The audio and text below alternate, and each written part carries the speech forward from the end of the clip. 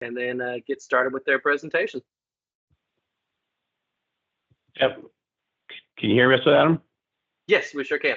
Yep. Yeah, sure. So thank you. Appreciate the invite today. For both Kyle and myself, I'm Jeff Cook. I'm with BPA on the transmission side. I am the VP on the transmission asset management and planning. Kyle? Yeah, good afternoon, everyone. My name is Kyle Coney, and I'm the manager of BPA's transmission planning organization. I'm excited to be with you today. Awesome. Well, Jeff, Kyle, thank you so much for being with us. We really appreciate you guys taking the time. From the very beginning of this RAC process, we've had a lot of people wanting to learn more about transmission, and the deeper we've dug into the energy environment, the more we've learned that, this is one of the more mysterious things. So we're very grateful y'all are here to kind of shed some light on that.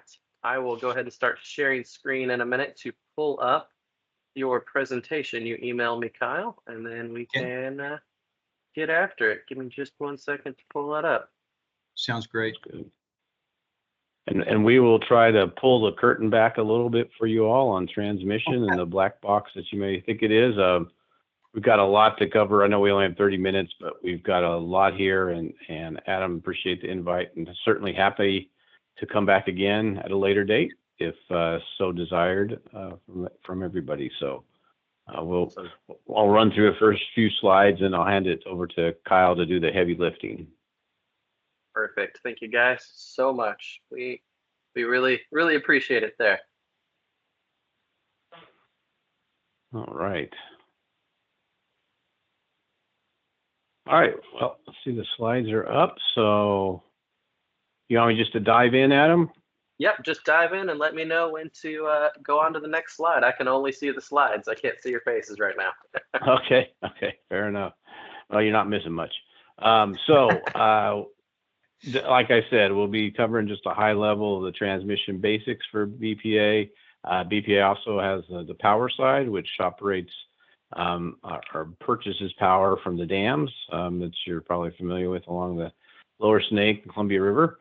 But we are the transmission side of the house that takes that from point A to point B. So let's go to the next slide, Adam. So real quickly, and again, we're going to touch base really high level on some of the planning issues that we are involved in, some of the challenges that we see, certainly not just from a BPA perspective or just from a Northwestern, it's certainly from an industry perspective of some of the challenges, just from requests coming in, the growth, renewables that are hitting our system. We'll be talking a little bit about our customer base, certainly talking about requests that we receive from them, and then most importantly, safety and reliability for the network and expansion, how we're looking at things along those perspectives. And then there's some links at the end that you can peruse at your leisure to get additional information on the topics. So let's go to the next slide.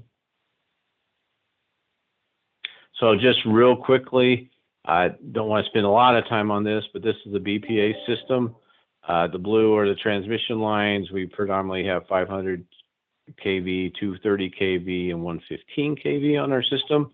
That's the backbone of the Northwest, as we say. Have numerous substations across our system.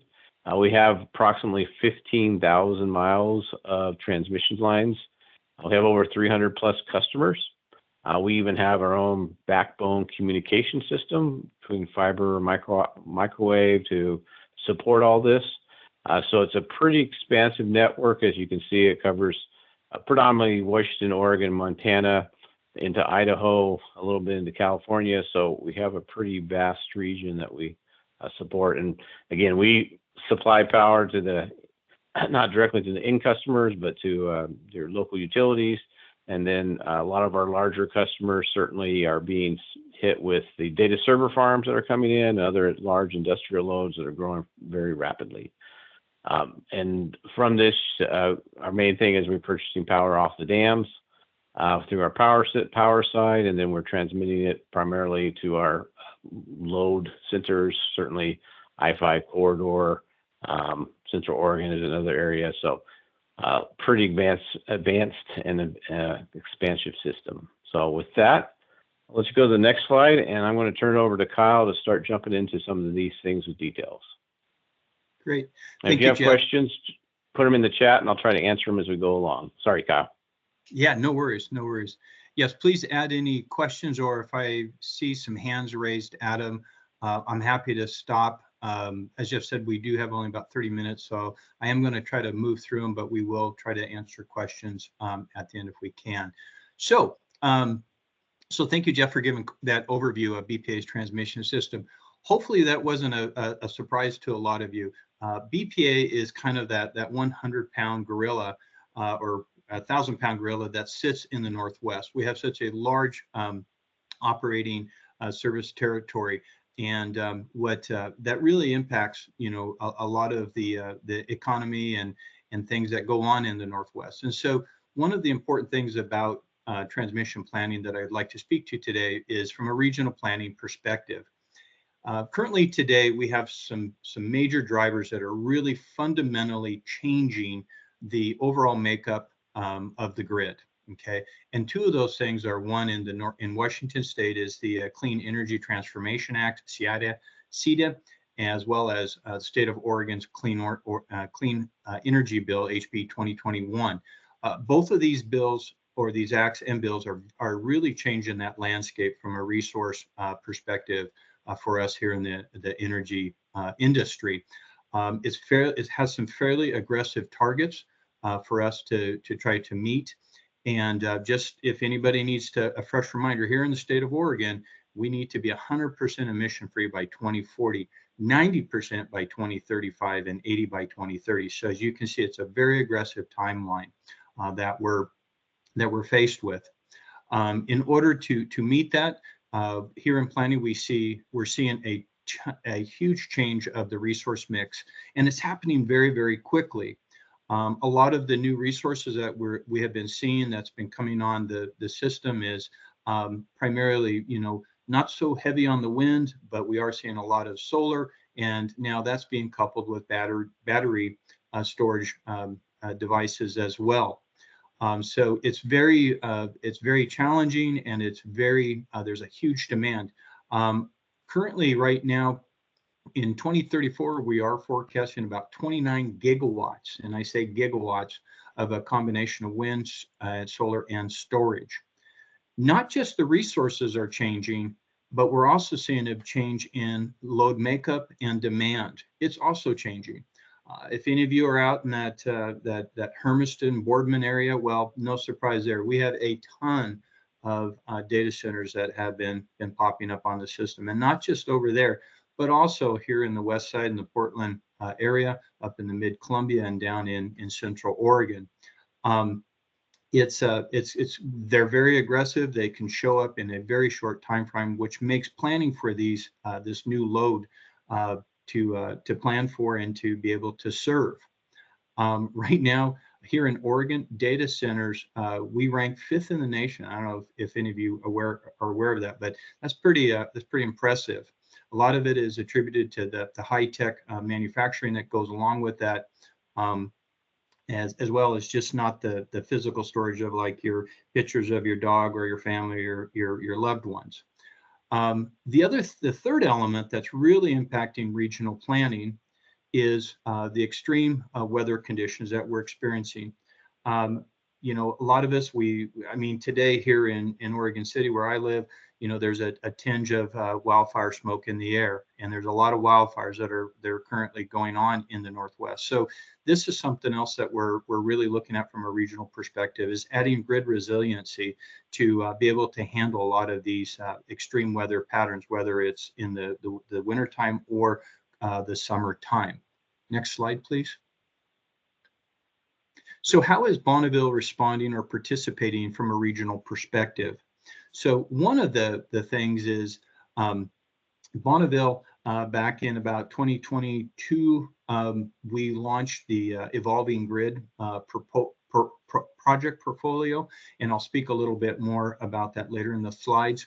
Also, Bonneville partners with Western Power Pool, WPP, and Northern Grid to look at various special type of scenarios that we're able to, from a regional standpoint, bring planners together from Bonneville, as well as other utilities, IOUs, public utility districts, municipalities, to participate in this WPP forum, to be able to study special scenarios. One in particular is that WPP is currently conducting a 2023 extreme weather study to study those extreme weather patterns that I previously talked about.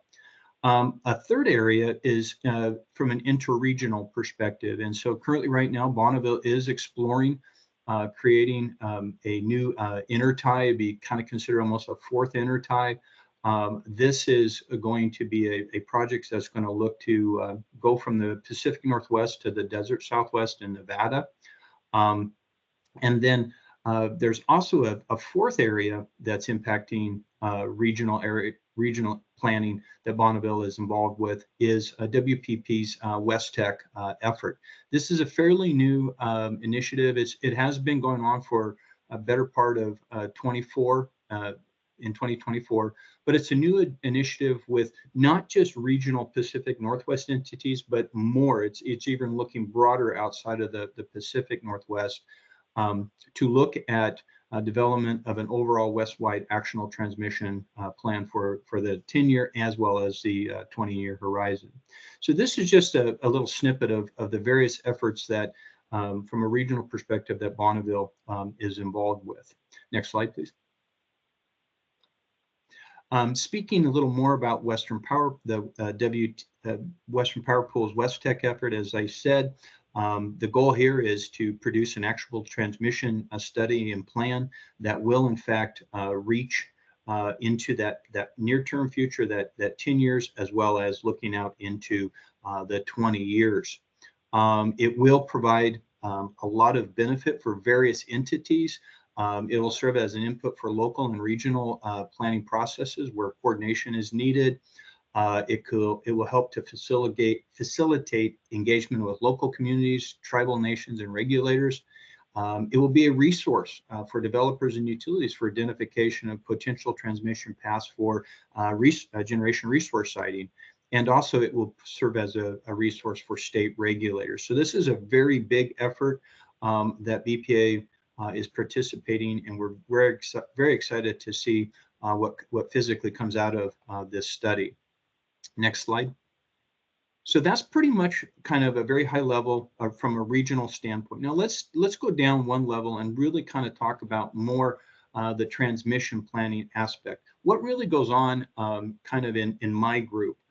Currently right now, as I said, I am the manager of BPA's transmission planning organization, and I have currently on my staff, I have about 35 electrical engineers who perform all of the necessary technical studies, which include power flow, voltage stability, transient stability, to identify alternative and develop plans of service to meet load service obligations, customer interconnection requests, such as generation interconnection, large or line and load interconnections, transmission service requests, as well as participating in some of those intra-regional and interregional project planning studies and coordination that I mentioned previously.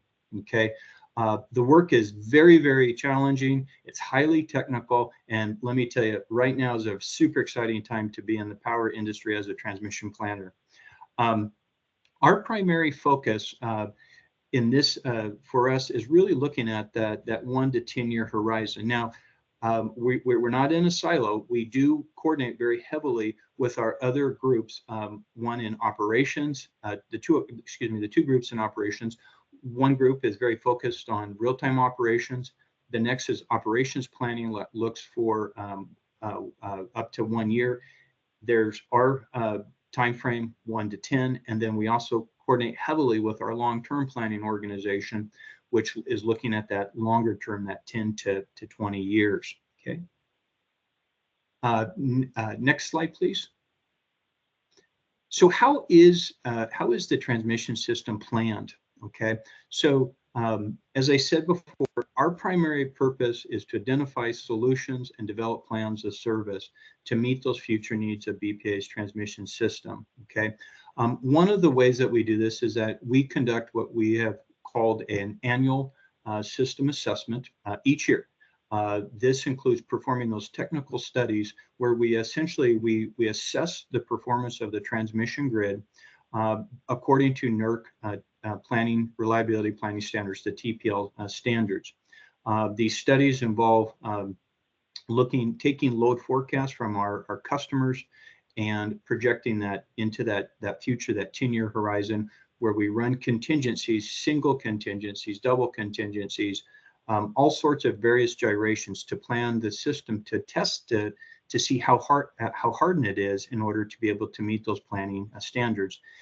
If the system is deficient in either possibly exceeding or not meeting voltage standards, or exceeding equipment ratings such as line conductor, breaker, etc., we will identify what we call corrective action plans, CAPs, and these plans are developed in order to correct the deficiency. Currently, right now, we have divided up BPA service territory in 9 planning and 27 load service areas, as well as 12 transfer paths and 4 major interties. So as I said, this is a very large service territory. It's a very big lift for my organization, and it takes us upwards of about 5 months to complete this, 4 to 5 months to complete this assessment. This year, for the 2025 system assessment, it is going to be even more challenging because we are changing some of our previous assumptions on what our ambient conductors are rated for. We're going from a 30 degrees C to a 35 degrees C ambient temperature on the east side. So it'll be it'll be something new and very challenging. Next slide, please. So I previously mentioned the evolving grid portfolio. This is a listing of all of those projects that have where we've come together. Where in 2022 we launched these projects according to in order to be able to support that regional renewable portfolio goals, as I had mentioned before, the CETA as well as the House Bill 2021. It's really creating a fundamental paradigm shift from the way how we're looking to expand the system here. BPA did consider the number of projects for meeting these goals from a financial risk, but also maximization of the regional the value that all these projects collectively bring to the system. BPA has committed funding to funding these projects, and so these projects are all in various stages of development, from scoping and design. You can see some of them are actually being planned to be energized in a very near term, as well as those that are heading out into the long term. Some of the projects we've kind of broken them out between tier 1 and non-tier 1. Some of these tier 1s are very specific to meet some of the transmission requests that we received, and the non-tier 1 are very much more focused on that serving key load and resource areas. Overall, collectively, they are meeting those clean energy goals into the future. BPA has, as I said, committed to funding these projects, and it equals $2.2 billion, and that's a B, $2.2 billion for these evolving grid 1.0 projects. We also have another generation evolving grid 2.0 projects that are on deck that we're currently going through the approval process, and if we come back at a later time, I'm happy to share those projects as well. Going on to next slide, please. The third area that I'd like to speak from a planning perspective is the area that we call that's more focused on our customer requests for service. Now, this could be either for transmission, generation, or line and load. Okay, next slide, please. So here's a very nice picture that I like to use a lot of times, which really, for maybe non-technical people, it kind of helps to just kind of put things in perspective here. So one of the things that's very important, as I mentioned, that we respond to in terms of customer requests is generation. So we're getting a ton of generation requests from a lot of these various developers for proposing renewable resource. But then you got to ask yourself, there's studies that need to be done to determine the requirements to reliably interconnect the generation into the grid. The second piece that's needed is what is needed to actually transmit that generation or that energy from the generator to the load. That's the transmission service piece. Okay, so when we have BPA has its transmission service request study and expansion process, which we process these transmission service requests in order to deliver that energy to a defined point of delivery. The third customer input or request is our line and load interconnection process. This is really focused on defining those interconnection requests or the interconnection requirements to reliably interconnect that load, such as that data center. The three requests all have individual queues that we manage, and these meet the requirements as founded in BPA's open access transmission tariff. Next slide, please. Okay, here is, as I said, just kind of a snapshot that all three of these queues work together in order to deliver the energy to a load. Okay, next slide. So here's a slide just to kind of show you how busy things have been in our transmission, in our various three queues over the past 3 years. Here you can see from a transmission service queue that there has been a sustained increase in transmission service requests from 2021 through 23 that have been studied as part of BPA's TSEP process. I can tell you right now in our transmission service request queue, we have over 45 gigawatts, and yes, I say gigawatts of transmission service requests, which is it's just incredible how much is currently in our queue. How much of that will actually be studied in the 2025 TSEP cluster study is to be determined. But you can see here that there has definitely been an uptick in transmission service requests to move that energy to the load centers.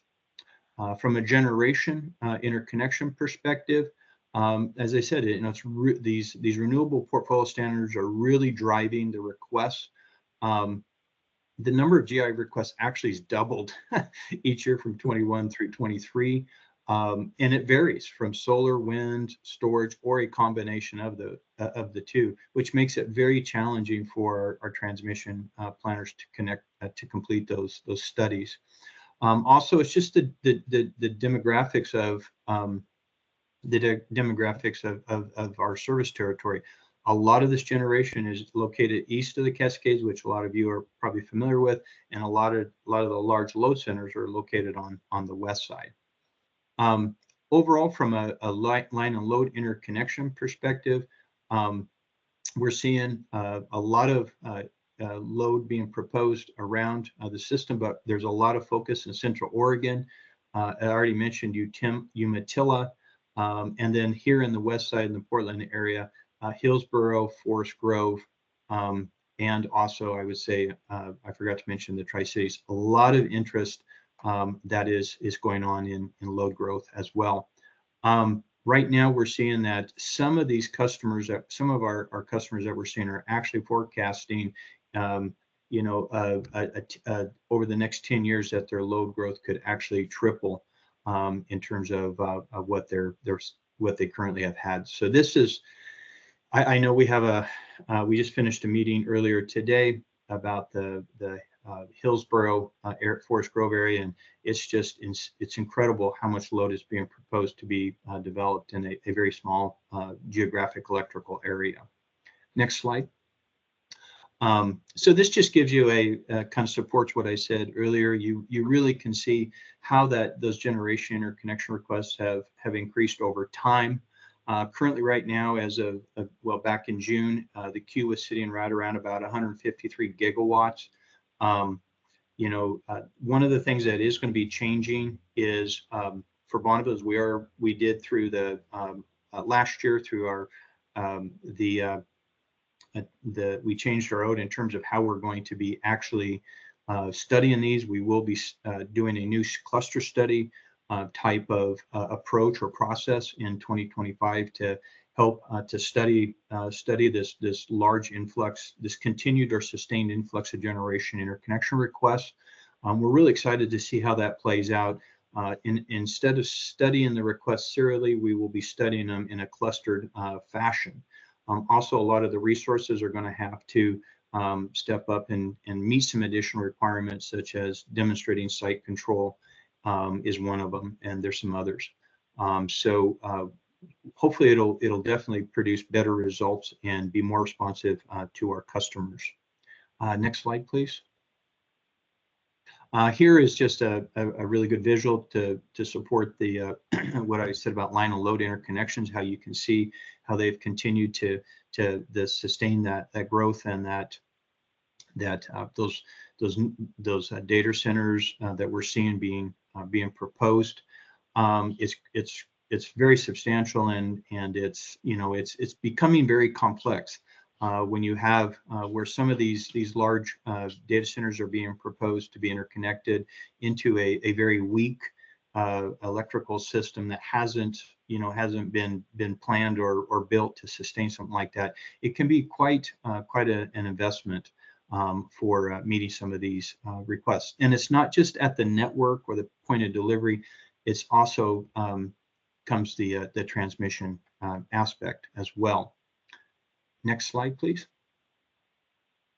And so from a transmission service perspective, you can see how the requests have just gone off the chart over the last 3 years, which, it has resulted in a lot of those projects being identified and being now included in BPA's EGP1 project portfolio, which is a good thing because Bonneville is really doing what it can to get these projects, or I should say transmission planning through Bonneville has been identified a lot of these projects to offer this transmission service to move that renewable resources to the load centers to meet those clean energy goals.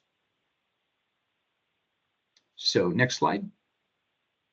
So in summary, transmission planning, we have some, as I said, we have very challenging, very exciting work that we do. It falls predominantly in, as I mentioned, 3 primary areas: from customer service needs, the transmission service requests, generation interconnection, line and load, but also from a reliability standpoint through our annual system assessment while coordinating with our operations folks, and then at that broader view from a regional and interregional perspective to make sure that we are coordinating with our peer transmission planning entities. It's as I said, we look across that 10-year horizon, and now is just I personally have been a BPA for 33 years, and I've been in transmission planning the whole time, and I can tell you this is probably one of the most exciting and challenging times that I've seen over my 3 decades at BPA, and I'm very excited and very proud to be a part of it. Next slide, please. Here's, as Jeff mentioned, these are some helpful hints or some helpful, links to some of additional information if you're interested in, such as BPA's transmission plan that my group develops each year based on that system assessment. But there's also other information if you're interested about some of our interconnection processes and the transmission service request study. I really encourage you to take a look at those. Okay, next slide.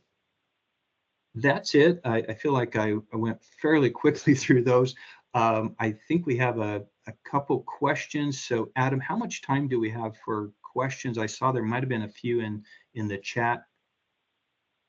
Hopefully I got them all, Kyle, but anyway, happy to answer any of them between Kyle and myself. Adam? Yeah, we've got quite a bit of time. I mean, we booked 2 hours for this meeting, so Okay. if people want to start firing away questions and y'all are prepared to take them, that's what we can do. And if anyone has questions on a certain slide, I can reshare and go back to that slide, but I've stopped sharing for now. I see Steve, you've got something. Yes. So,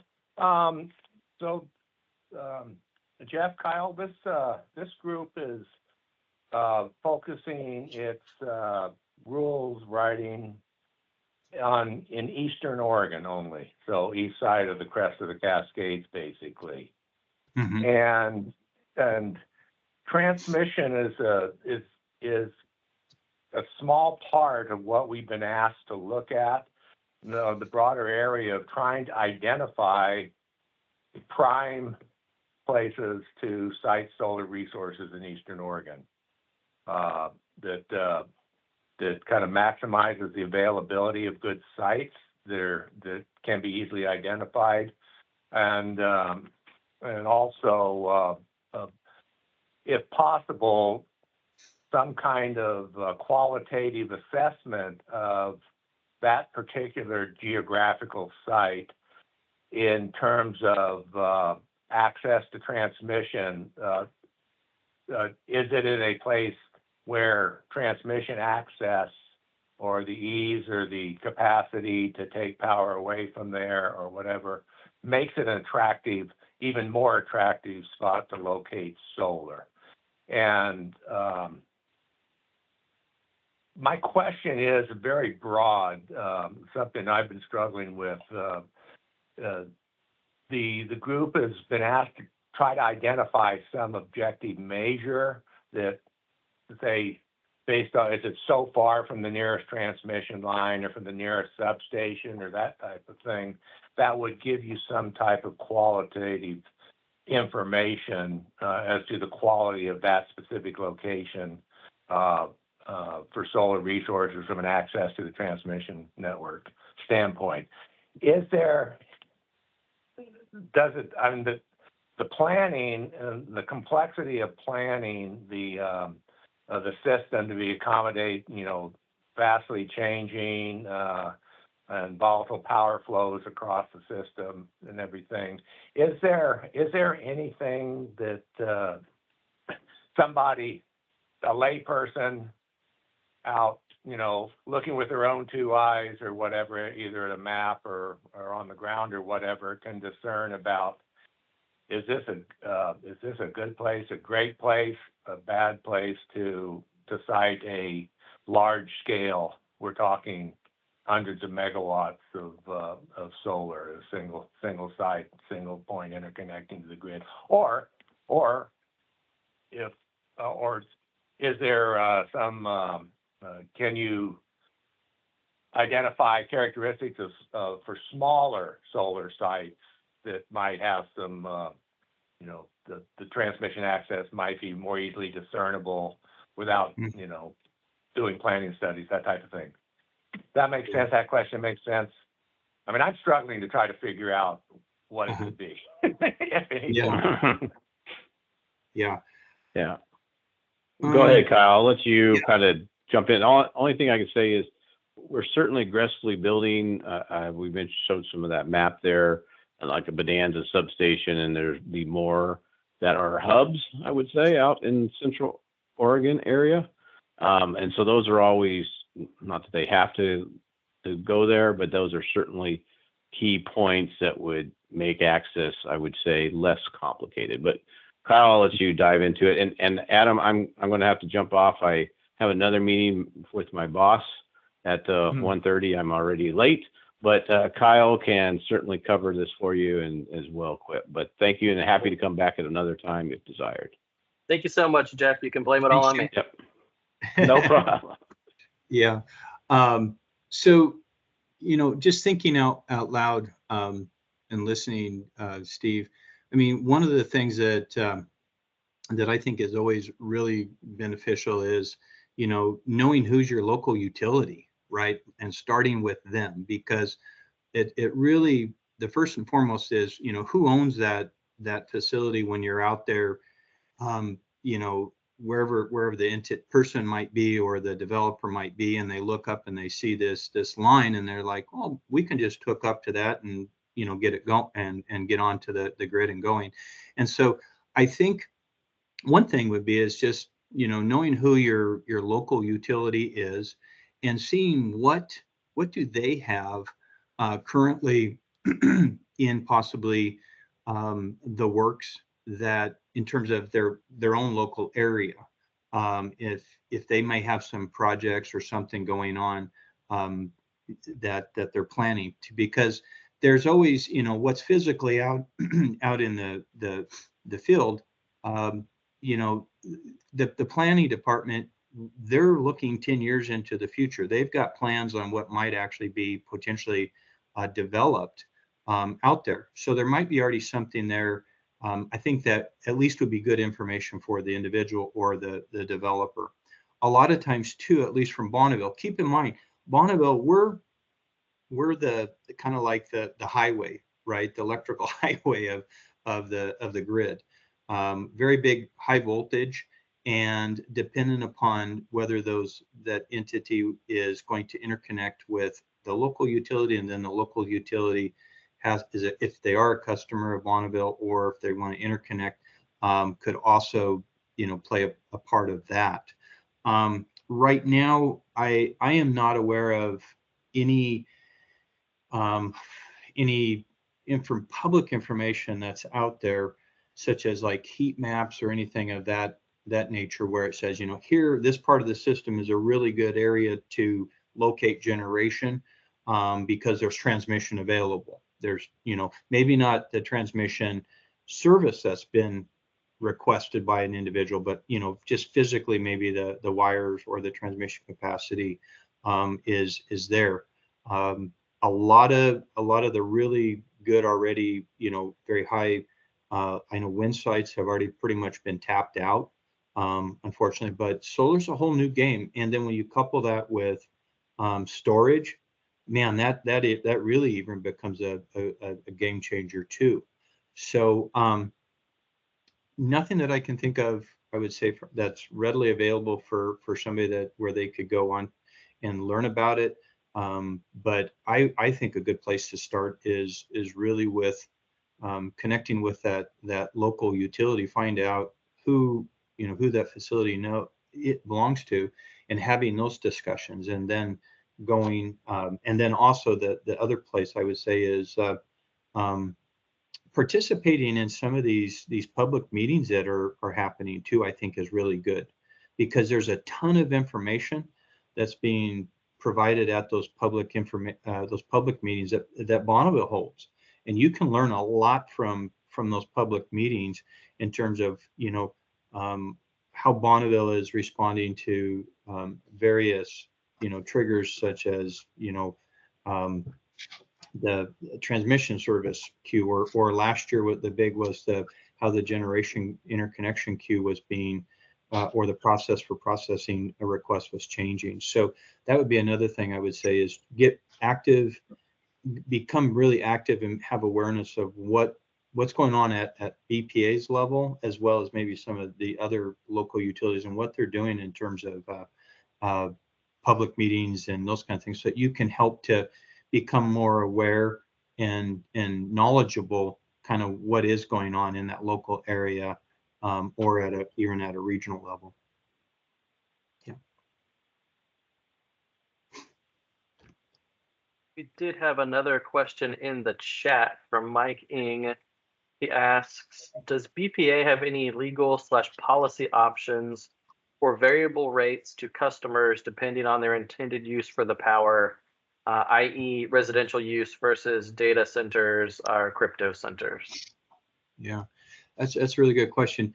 I'm not a rate guy, but I believe that is what there is some discussions going on right now, I believe, to address exactly that, because I know there's discussions from some meetings in terms of, if we have one customer that doesn't have that opportunity to serve that load, why would they be paying through increased rates to build the network to serve that, to serve that load for another customer? So I think that is something that is being discussed and being considered. Good. but Thanks. not right now. Yeah. Mhm. And then we've got Max raising his hand. What you got, Max? Hey, Kyle, I'm Max with New Sun. Thanks for the Hi, Max. fantastic presentation, and Yeah, great to see all the good work that BPA is doing on transmission expansion and planning. As a Thank you. developer, we love to see that. So thank you for what you're doing. I guess kind of continuing the thread that Steve raised, in the rack, I think one thing we're struggling with is when we're looking at what lands solar should be incentivized on, Mhm. and what the trade-offs are in terms of how close it should be to transmission versus how close it theoretically can be. Mhm. And so you said it before, it's even as the developer hard to predict sometimes where capacity on the system is going to be available, right? And we model it and still we get it wrong sometimes. But I'm just wondering if you can, and I think, yeah, checking with the local regional providers is helpful. I am curious about how much of the load requests or transmission interconnects that are in the queue right now are direct connects requests. Mhm.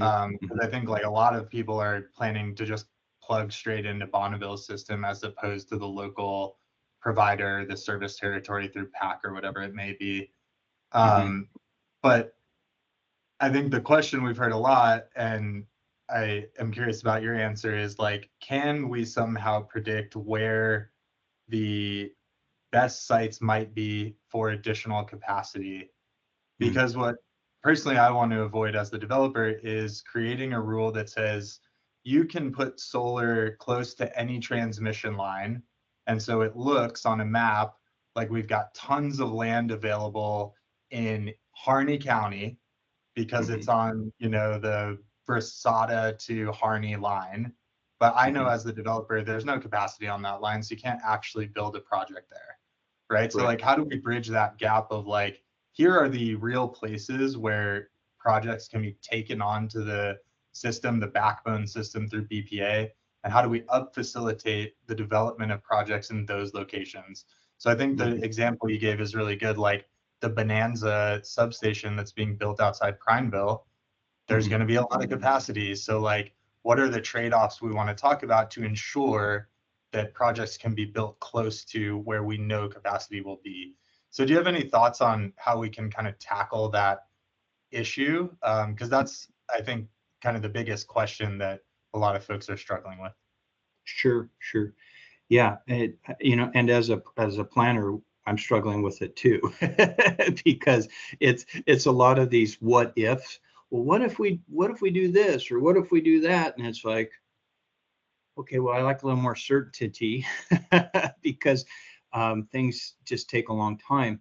I one of the things that I really think there needs to be more partnership, Max, between transmission providers and actually have more of these type of conversations so that we can each understand each other better in terms of the challenges that each of us have, and then we come together to see how we can try to solve those. Because I mean, your example of Brasada Harney, I mean, man, that's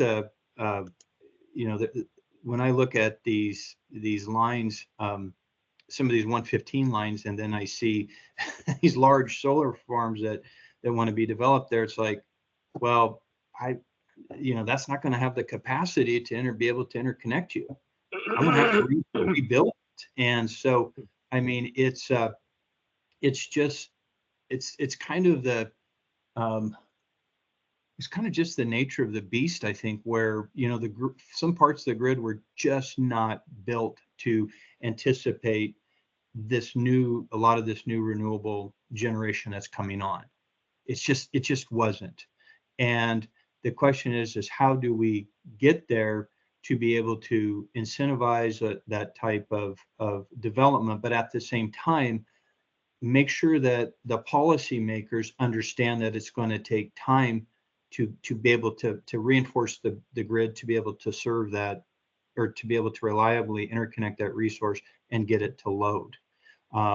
because right now there's no mechanisms for us to I would say to build ahead of committed need right now. We have come out of decades of trying to keep rates low for our customers. And I think we've done a really good job at it because of the various economy, that we've seen over the years.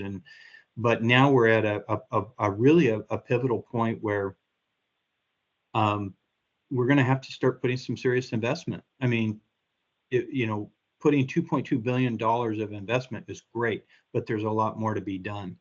And I think that first tranche was good. This next tranche and the one after it, that's going to require more collaboration. And I think having some of the decision makers be bolder in wanting to take more risk in terms of maybe building those hubs, building a bigger hub, east of we'll say Bonanza, to where we can start building more we can create these, what I call them, collector hubs, where then they provide points of to get onto the grid.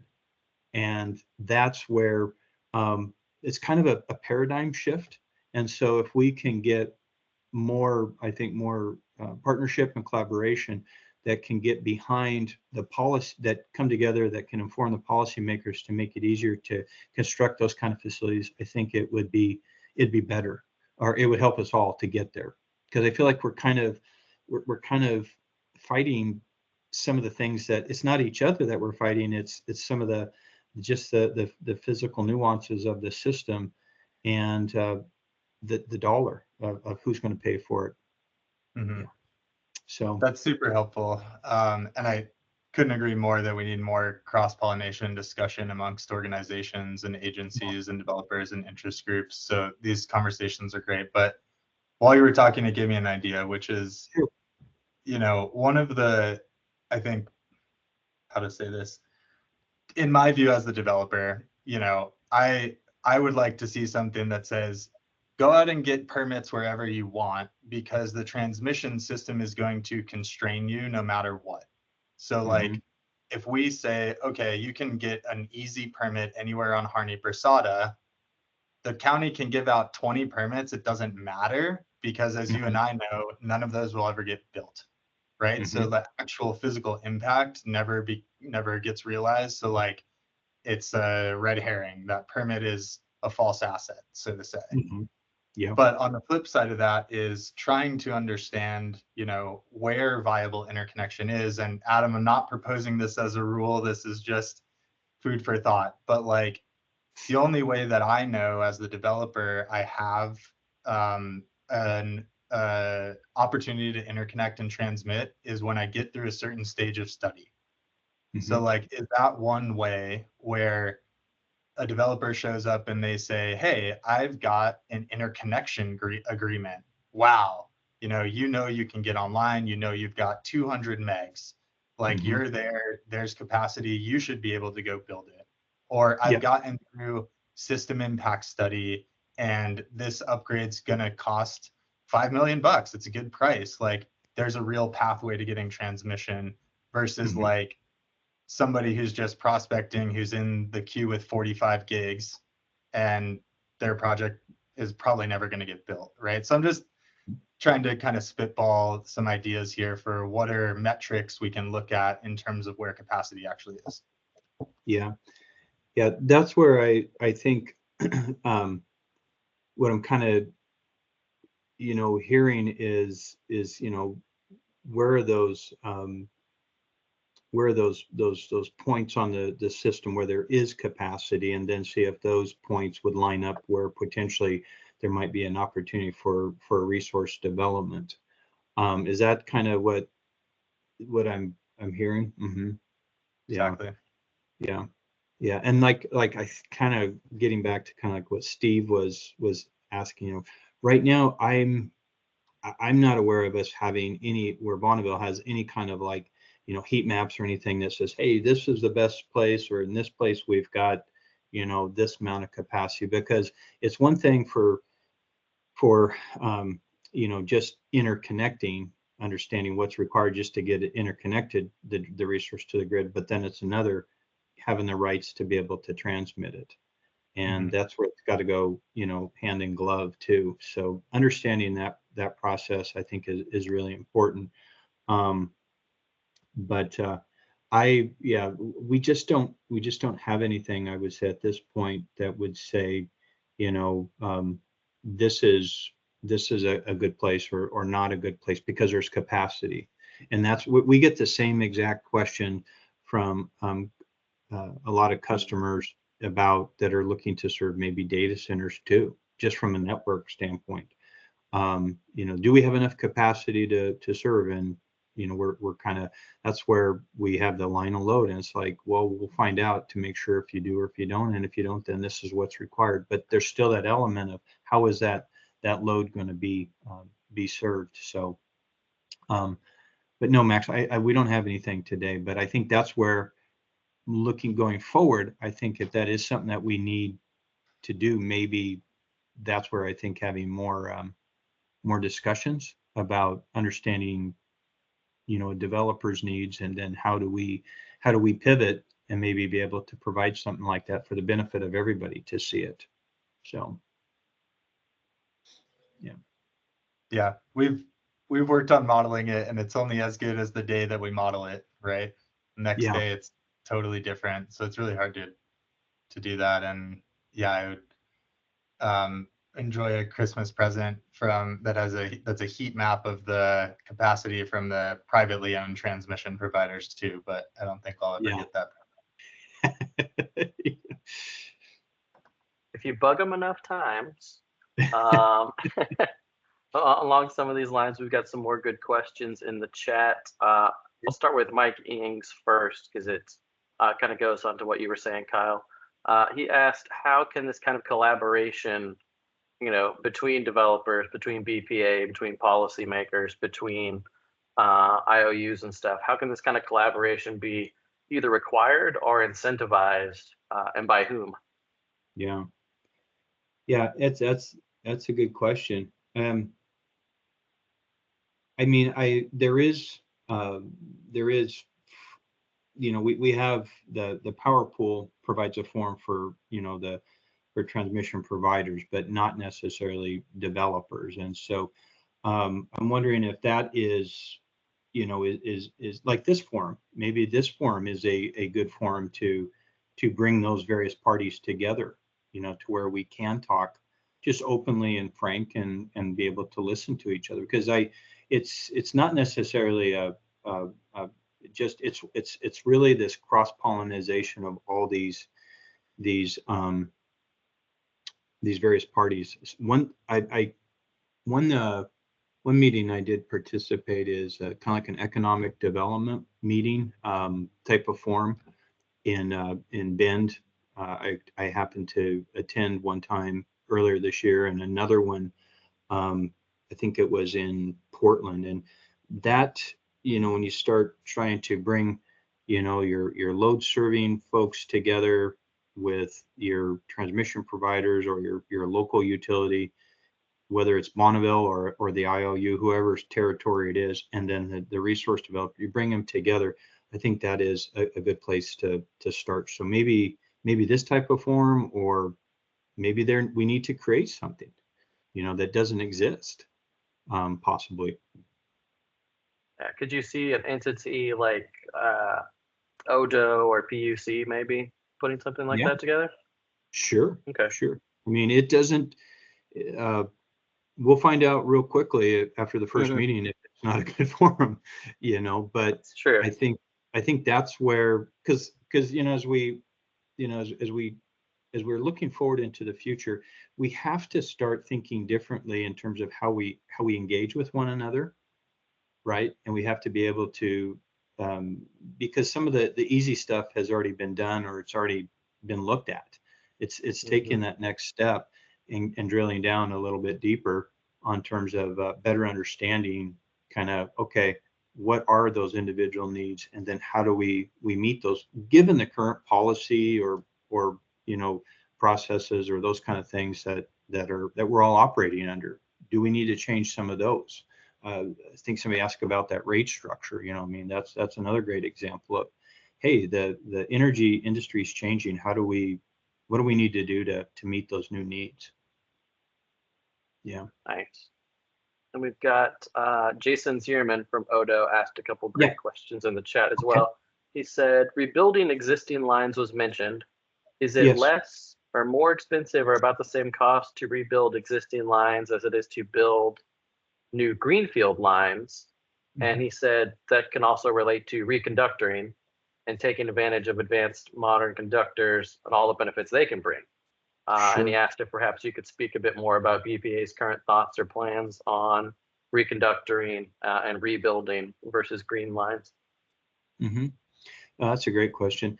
Yeah, I mean, as a planner, you know, one of the things that first thing that you do is you're looking at is you know, you do want to try to save costs, right?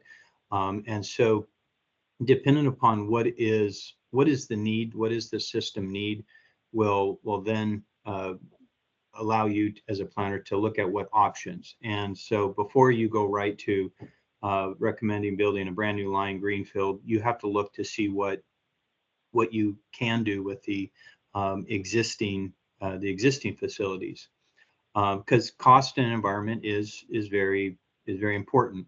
Technical, cost, and environment. I mean, those are the three typically things that'll drive a recommendation. So the first and foremost is that it depends upon the need of the system. What is the problem? What are you trying to solve? Okay. Next thing is what is the minimal amount of thing that I can do to solve the problem? And it might be reconductoring. Well, before reconductoring, it might be resagging the facility. And we're going to just keep it to a line type of example, right?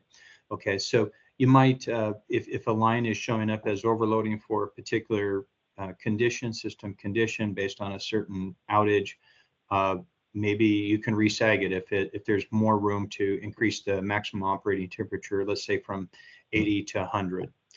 If that is not sufficient, then you would go and look at possibly reconductoring the facility. So that will be taking the conductor down, all the hardware that's associated with it, and putting up a new conductor, higher capacity conductor, assuming the structures can handle it. Okay.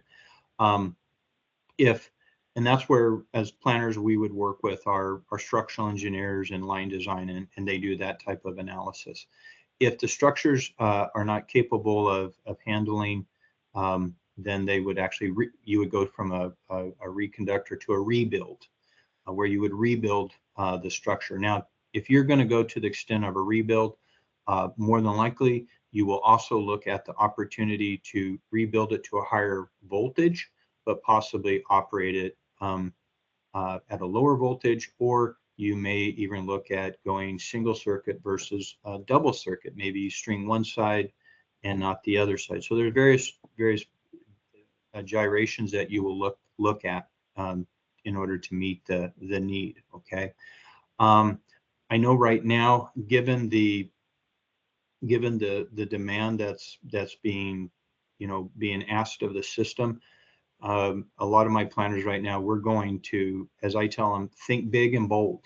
Let's not burn a lot of time on what's just the minimum amount. What is the big thing, the big build that we could put on, and is that possible? Because we know that the capacity that'll bring, it may not be needed on year 10, but it'll probably be needed in year 20. So we're actually thinking, I think, more bigger and bolder to what plans of service do we put forward. And also more flexible, scalable, flexible, so that we can grow into them to add that flexibility for the future. Advanced conductors. I'm not a line design or a conductor engineer, like a civil engineer. Advanced conductors. I know some utilities, I think Portland General has employed some of these advanced conductors in terms of they offer a lot of higher capacity, like maybe at a 230 could offer a lot of as much as capacity as a 500. I'd have to follow up on that. That's not something that that I'm aware of, that we've really employed a lot of, in these new builds. We might be looking at those as part of some of our new builds, as part of our EGP project portfolio. One of the things that we're doing now that's really is very exciting is our operations folks are employing dynamic line ratings. So what that means is that they are basically adjusting the line ratings real time based on the ambient air temperature, to make sure that we're not being overly conservative on some of our rating assumptions. I think that that's going to bring a lot of additional flexibility in the operations, but it could also limit us in other areas too, where we may not have had awareness to. So most of the time, decision makers from a planning perspective, they always ask, they'll ask us to, kind of what's your brownfield options that you looked at, and then what are your greenfield? And, if we haven't looked at our brownfield, we always have to look at that first before we go to a greenfield. Yeah. Okay, that's good. Thank you. Mhm. Could you talk just out of my curiosity a little bit, Yeah. and I'm sure others are wondering too. You were talking about the ambient air temperature affecting the temperatures of the lines. Do certain kV level lines run at certain temperatures versus lower voltage lines? What's kind of the ideal temperature on some of those? Sure. So, so lines are designed for a certain maximum operating temperature. Okay, Hmm. it's what they're rated for to meet ANSI safety standards. From a SAG perspective.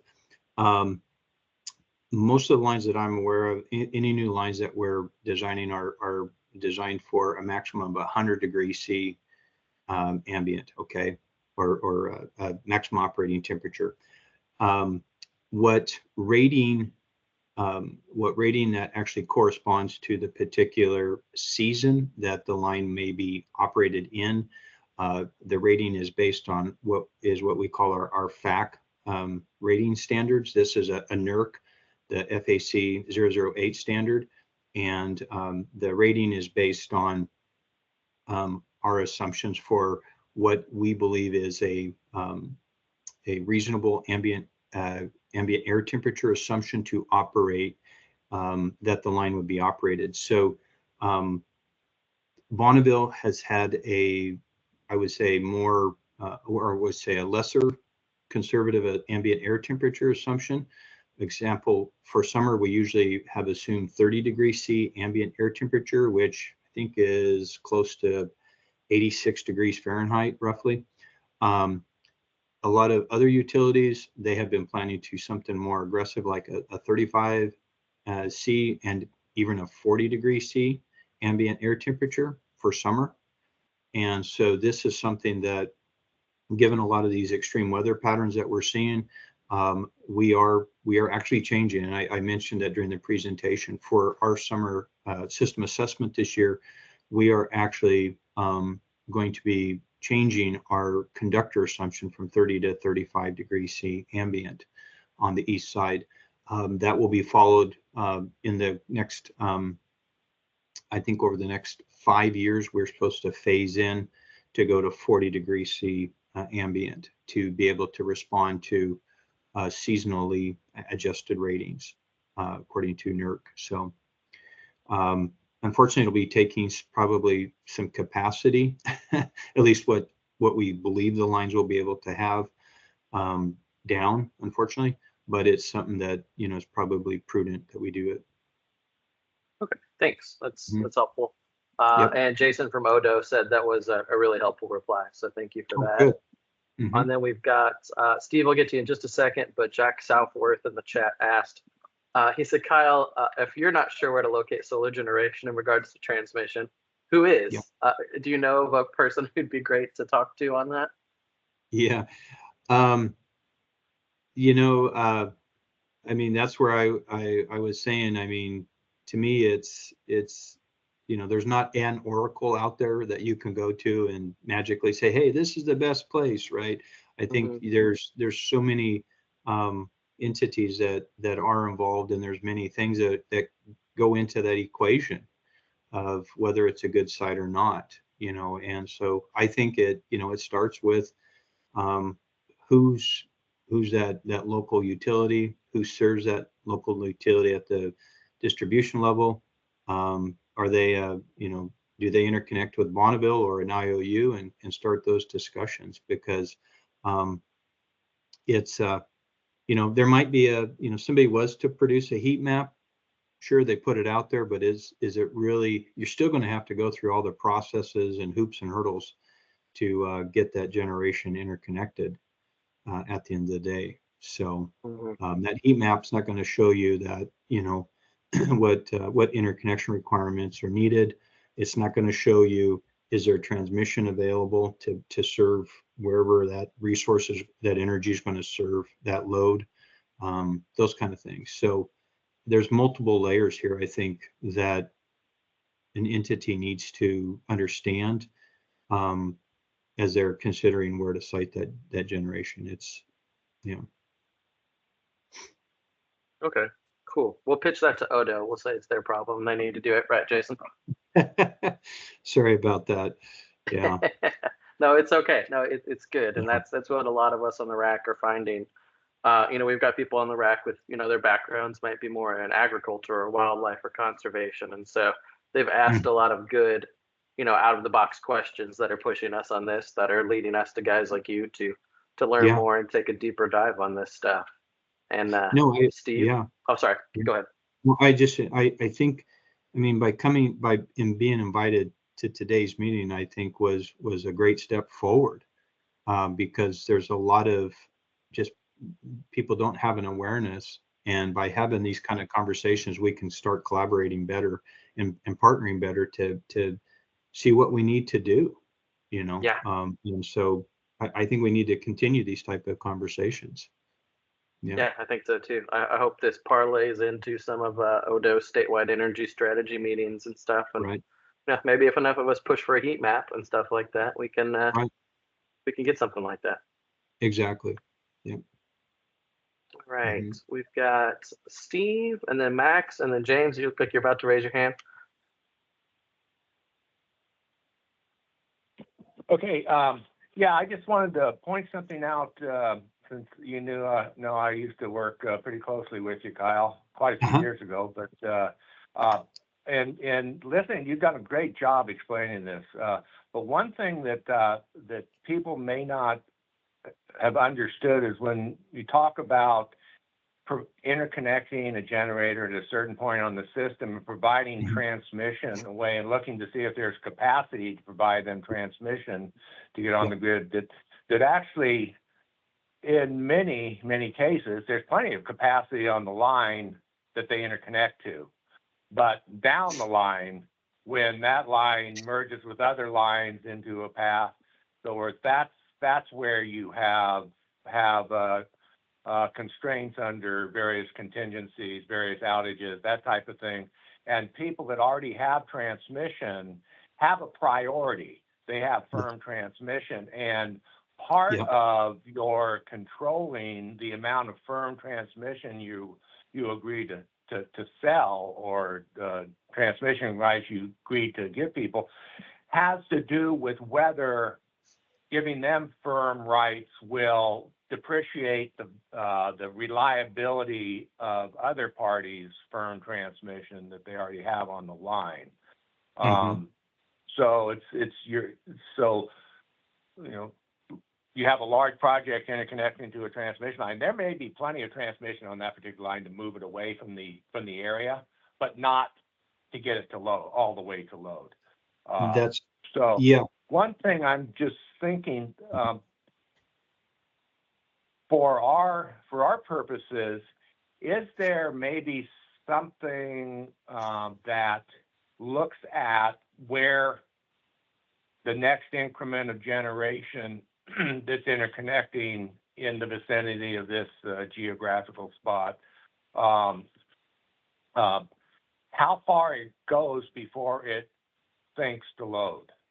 In other words, if you looked at a place in Eastern Oregon, say somewhere like, I don't know, John Day area or whatever out there, and a developer wanted to build, or it could be community solar, whatever, but build, let's say I'm just pulling numbers out of the air. Let's say 30 megawatt solar, 40 megawatt solar or something. And since solar is usually generated in the afternoon when you have higher loads, that in most hours of the year, if that was generating its full 30 megawatts output, that load would sink within 20 miles of where it's interconnected. In other words, you got enough between town of John Day and Seneca and places like that, it would sink. Would that, how would you evaluate that as being in terms of a quality spot to add solar generation if it didn't basically need to move out on the higher voltage or long distance transmission system? Would that, does that make some sense to maybe come up with a rule to look at the whether there's a generation deficit in the area rather than a generation surplus? It would mean a new project would have to move out of the area on the transmission system. I mean, the first thing we would have to do is make sure that we get this new resource, interconnected properly. So basically getting it to that first, essentially that first substation or that first bus, right? Okay, we got to make sure that is done correctly and reliably. Then once that is done, then the next piece is, yes, I mean, physically, maybe, those megawatts may not physically, find their way to, we'll say Portland is probably going to find its way to the load, depending upon the impedance of the system locally. But in order to still, get on the BPA system, it's going to, depend upon where, and I'm just thinking out loud here, don't hold me to anything, but that resource is going to want to deliver to some entity, right? Somebody's gonna have to buy the power. Yeah, right. Correct. So somebody's they're got. not going to build merchant solar plants, I don't think, that sell onto the spot market. Yeah. So, I mean, that's kind of is there a metric? I mean, I'm having trouble trying to think how we could, to make that one thing is the resource is getting it to the grid, and then the next thing is how are we going to deliver that resource to, who are you going to do it to, and what's it take to deliver it? Yeah.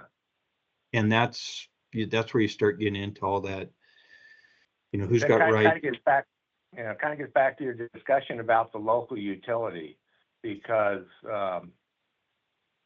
in a situation like that where the power is sinking, the one thing we're supposed to look at is does a project at this location and the transmission infrastructure investment at this location, does it provide local benefits? And it almost, kind of answering my own question in a little bit, it really depends on whether the distribution utility serving that area, which in some places in Eastern Oregon, the area is huge. I mean, Oregon Trail PUD has a enormous geographic footprint out there, but does the local utility see value to their system and to their customers of having more generation within their footprint, which reduces the need to import, power. Does it increase the reliability? Reduce the losses on their system, that type of thing that provides local benefits. Yeah. I don't know. Yeah. That's probably not a very well phrased question. Yeah, I mean, that's, that they would, I think that's where it gets to, having that conversation with that local utility. I'm assuming they're happening, but it's kind of, does the right hand know what the left hand's doing or wanting to do, and how can you bring the two together? Yeah.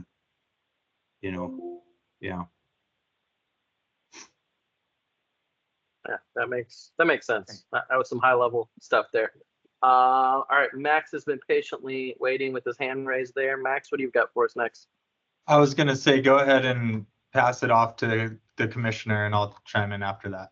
Oh, all right. Well, Commissioner James Williams of Lake County, you're up next. Come on down. Well, that was awfully nice of you, Max, but you didn't have to do that. I was actually very curious as to what your question was. So just kind of compiling my thoughts here. Appreciate Steve's questions and his line of inquiry there. And I can only really relate to what we have here in Lake County. I don't want to put you on the spot, Kyle, and get in trouble. I'm asking a question that you're prepared for. You're kind of breaking up. Sorry, James. Oh, I'm sorry. hearing. Can you hear me? Hang on, Yeah, let me see it's if I just a little adjust choppy. It might be my internet. Hang on one second. Max, why don't you go ahead in the meantime? Sorry about that, James. No worries. Thanks, Commissioner. Well, yeah, I was going to kind of respond. I think Jack Southworth asked that great question about, okay, so BPA doesn't even know where the transmission capacity is, who does? And I appreciate Kyle's response that there's no oracle out there. There's a ton of factors. So I was just going to share a little bit from the development perspective, Jack. Like Kyle was talking about all these different factors that go into whether or not something works from an interconnection and transmission perspective. And the way we look at that when we're building a project is, the overall cost of constructing solar facilities is hundreds of millions of dollars. So the better the interconnection and transmission rates are, and to take a step back, when we get our studies back from Bonneville or Pacific or whoever, it tells us, how much does it cost to build your substation upgrades at the point of interconnection, and then what other system upgrades are required down the line or to the line there to facilitate that interconnection at that point. And we get back a number, and that number can be high or low. And so the higher that number is, even though it may be feasible to interconnect there, that changes the appealability to the developer of whether we want to build that project. So if our system impact study and our interconnection upgrade costs are $100 million, well, that doesn't leave a lot of room for profit. So we might not be willing to invest in that project because the cost of interconnection and transmission the interconnection is so high. And on the flip side, you might have a point of interconnection and a study that says there's an open bay here, you can interconnect for $1 million. Okay, now we can solve a lot of problems because we just saved $99 million on interconnection. So maybe it has sage grouse, but we're willing to do a $20 million sage grouse mitigation plan because there's space in the budget because these other factors are lower. And that is across all of the issues we're talking about, right? All these little pieces go into the cost of building a solar farm. And so if you have to mitigate wildlife, that's an expense. If you have cultural mitigation, that's an expense. If you have an appeal of your goal 3 exception, that's an expense. If your option agreement is expensive, that's an expense. So like, it's very complicated in terms of what are good sites in terms of interconnection, because it then relates to all those other factors. And the example I just gave, I think, is the salient one. Like, if you have a really good interconnection, you can solve a lot of other development problems. If you have a very challenging interconnection, it has to be the perfect site or the economics don't work. So I guess to tie that then to the conversation that Kyle, you were just having with that you were just having is, I kind of see it as the inverse, whereas like the system itself, the market, the capacity is finite, it's constrained. There's nothing we can do to change it. The land use rules can't change it. So in my view, the way to look at it is, if you can prove that you have interconnection and transmission, you get a bonus.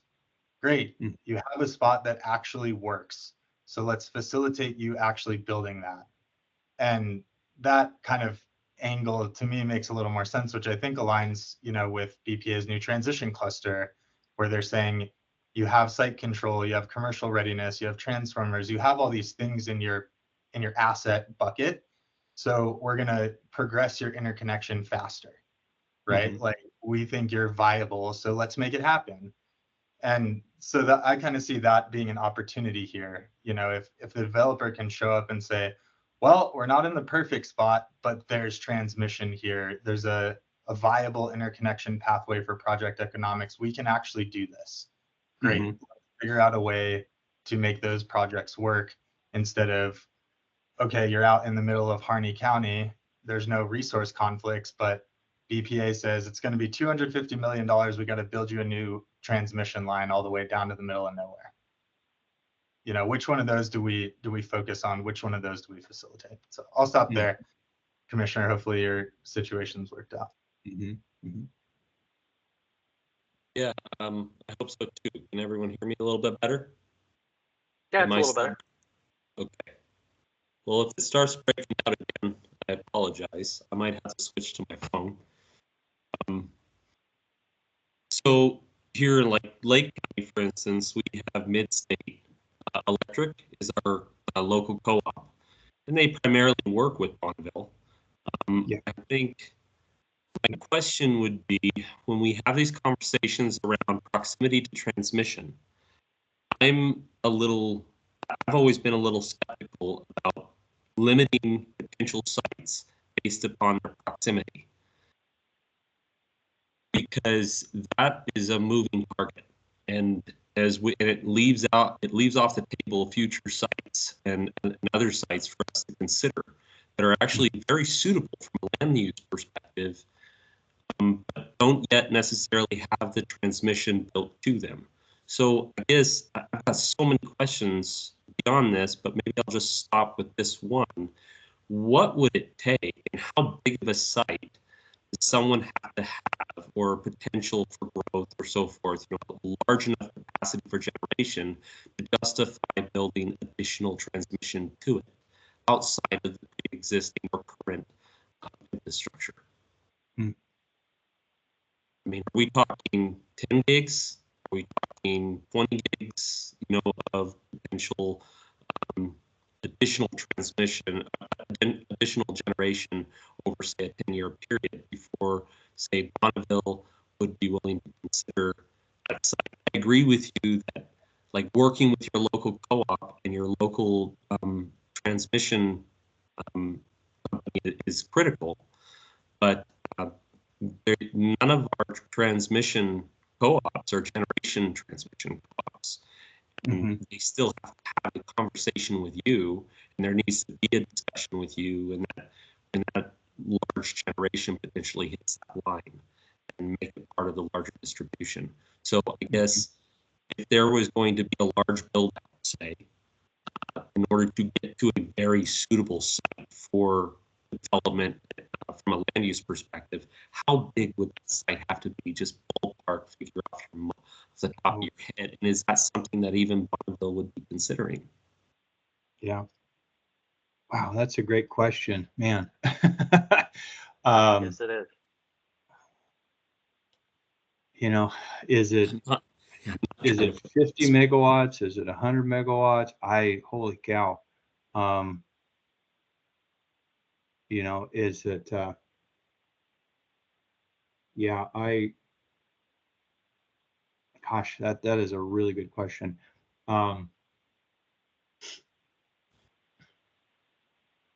You know, uh, Jim, I'm gonna have to take that, go back, and that is a really good question, because I'm really nervous about putting a number out there, because in my mind I'm thinking right away it's like, well, yeah, typically a 500 line has, 1,000 to 1,500 megawatts of capacity. Typically, I mean, just typically when you build it, it could be upwards of about 1,500 megawatts. So I, I'm thinking big, to get it right to the grid. Like get it right to put it into Bonanza, right? I mean, we haven't built Bonanza, but that's one of our big hubs that we're going to build in proposing to build right there by Ponderosa, just north of Midstate. It's actually in Central's area, but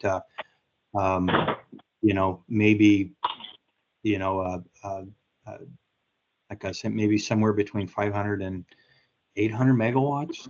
I just, if I had to give you an answer today, I mean, it would have to be pretty significant if you really want to get it to, to the main grid to justify the cost of potentially going to that high of a voltage. But that's a really good question. I'd like to pose that with some others that I work with and maybe get back to you on that. That's perfectly fine, Kyle. I'm just, the reason I asked the question is, like, for instance, here in Lake County, we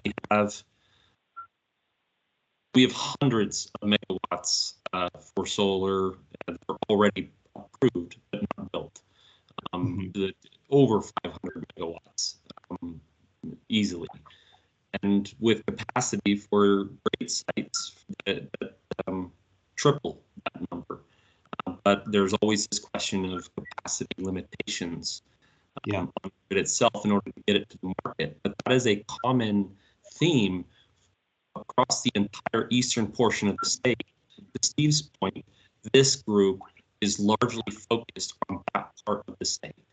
And we are running into the capacity question and the transmission question at every turn.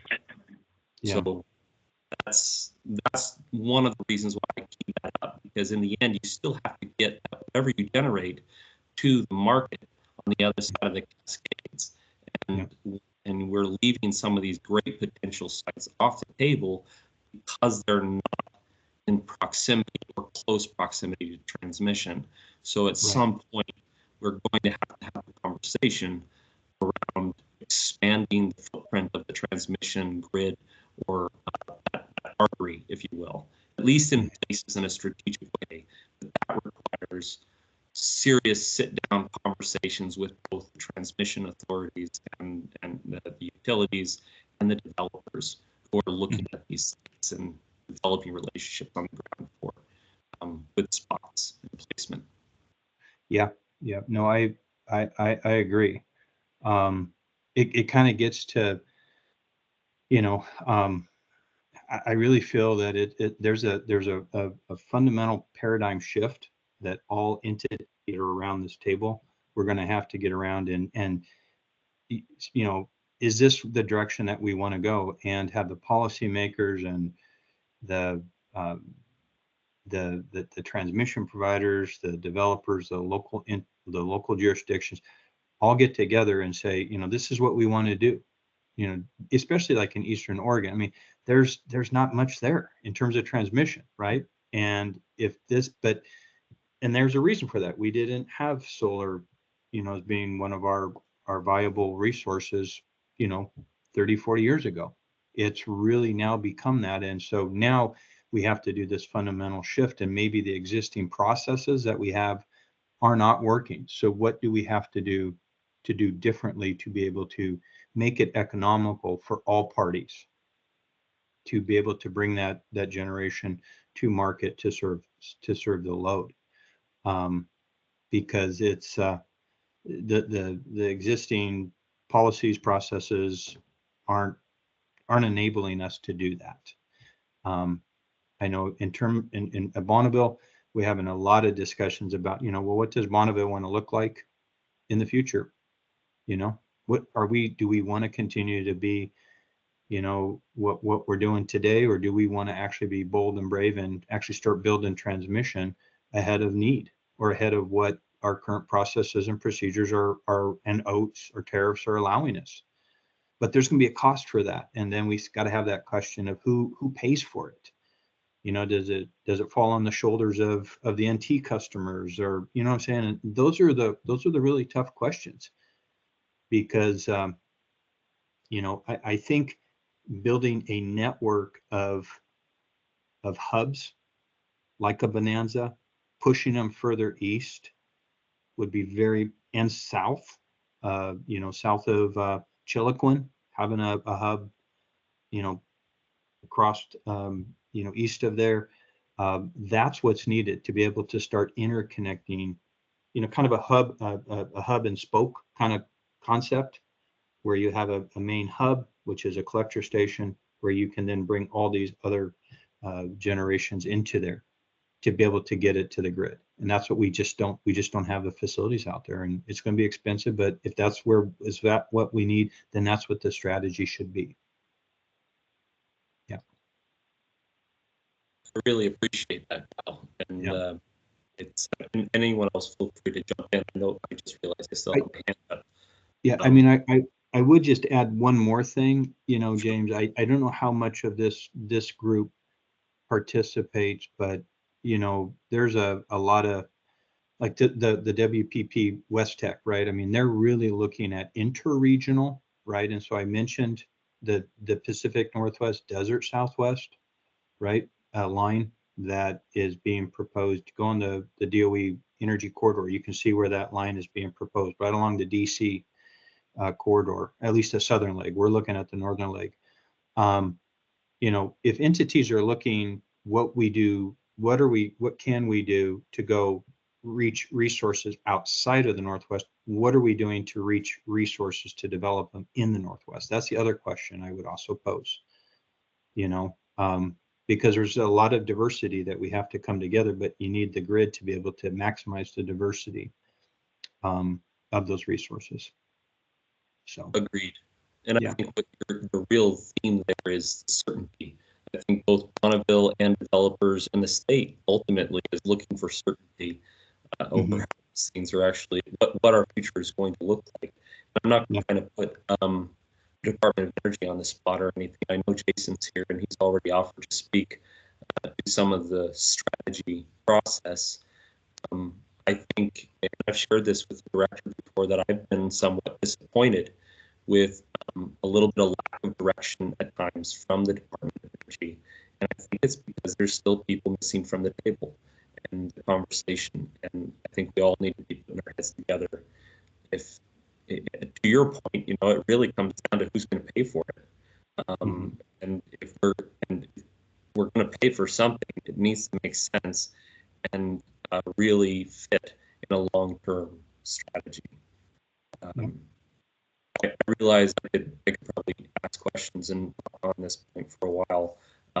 Would be great to have additional conversations in the future, and have some engineer minds even at the table that can really take the policy people down a notch and tell them whether or not things actually work or not, and get the real minds at the table as well. Because I feel like that is a big problem that I have at the legislature. And with my fellow commissioners, we're thinking policy all the time. We're talking land use, and we miss the actual workability of some of these concepts and whether or not it actually makes sense. So we need the utilities and some of these other people in the conversation as well. And a lot of times I look around the room and they're not there. So again, that's kind of the reason why I think this tack in this group has come about, because there's just a lack of conversation. I want to open it up for others to jump into, so I don't see any hands raised. Yeah, I'll jump in and piggyback a little bit on what Joe were just talking about, and not to sound like Field of Dreams, but the way you were describing it, Kyle, it sounds like if we were to build these large Bonanza-like substations and build them in strategic places across the state, if you build it, they will come. If you build it, the transmission's going to come, and then we can put all kinds of new solar and wind, Right. all over the place. Yes. That sounds to me more like a legislative, state or federal thing needs to happen there. Yeah. I mean, but that's what, I mean, maybe going off script, but I mean, I think that's what it's going to state. That's what it's going to take to Mhm. do it. So, Yeah. All right. Well, bringing that back down to more of a level where we might be able to affect our own change, or at least answer questions that aren't that pie in the sky. Max asked in the chat, how much does it cost to build per mile for 230 kV versus 500 kV? yeah, great question, Max. I think some of the numbers I've seen right now is, I want to say about 3 million a mile for 500 kV. And I want to say it's about maybe, and this is greenfield, okay? This is pure greenfield and not taking any additional, huge environmental mitigation. But I think it's somewhere between 3 to 4 million per mile for 500 single circuit, and it's somewhere about a million, million five for 230 single circuit. I would say, just rule of thumb. I know long couple decades ago, we used to use about a million a mile for 500, and that is not the case anymore from what we're seeing. I mean, you could probably do some quick math looking at some of those EGP projects, those 500 builds that we're putting out there and their cost, and get the mileage and test it. I mean, it does change, but on an average, I would say about 3 million for the 500, and about 1.5 million, maybe a million for a 230. Do you have like a kind of a quick breakdown of what those costs are, Kyle? Then like what are the biggest drivers of it being so expensive? Oh, I mean, not counting the substation equipment. I mean, if there's a new transformer that's needed in a substation, I mean, that's huge. That's usually your biggest cost. But I mean, keep in mind the all this that we're discussing isn't just going on in the Northwest. It's going Oh along yeah. everywhere in the nation, right? And I think you all understand that. So, when you start looking at, I haven't looked at steel prices lately, but I know labor is huge. Because there's just not enough people in the trades, especially the high voltage trades, to build these lines that we're needing. And it's happening all across the nation that we're competing for those same scarce resources. So, yeah.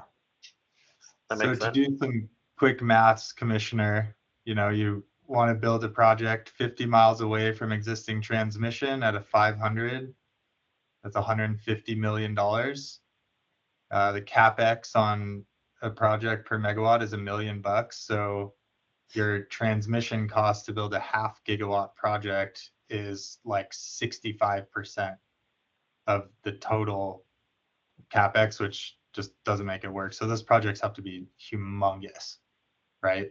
Gigawatts, I would say, to justify those costs. But to bring it back down to like reality, the question I want to ask Kyle, and I see Steve has another one in the chat, is say we did, do all this work to figure out the best places, build it and they will come. What's the timeline to actually do this stuff? Because there's a fantastic conversation about what we need to do in the future. But in terms of actually building projects in Oregon to meet grid resiliency and other state goals in the next 4 years, is any of this ever going to happen before the 2040 100% clean deadline? Or are we looking at 20-year timelines to do this stuff? Yeah. Well, I mean, looking at the timelines that we put out there for those EGPs, I mean, those are pretty aggressive, but I think we're committed to those. So a lot of those projects are being proposed to be completed within the next at least 10 years max. So, I mean, if now is,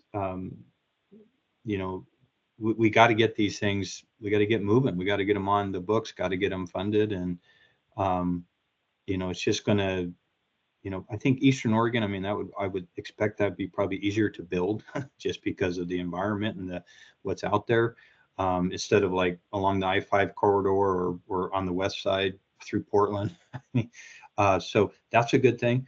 But yeah, I would say, you know, it's probably at least, you know, a 500 kV line like that. I mean, you're probably talking permitting, you know, planning, design, couple years, probably 2, 3 environmental, another 3, 4, maybe 3 for constructing. I'm trying to go back to, trying to remember McNary John Day. That was my last big project that I planned.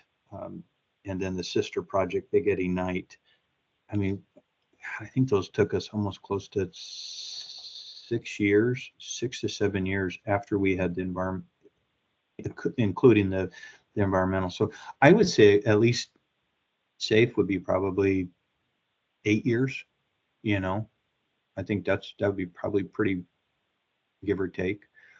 From the time that we know what we wanted, you know, that assumes the planning's been done, it's ready. Let's get scoping, get going with the design, environmental, all that kind of stuff. Probably 8, maybe 10. I'd say a good rule of thumb. So we need to do it now if we want to meet those 2040 goals. That's why, you know, EGP1 is a good start for the region.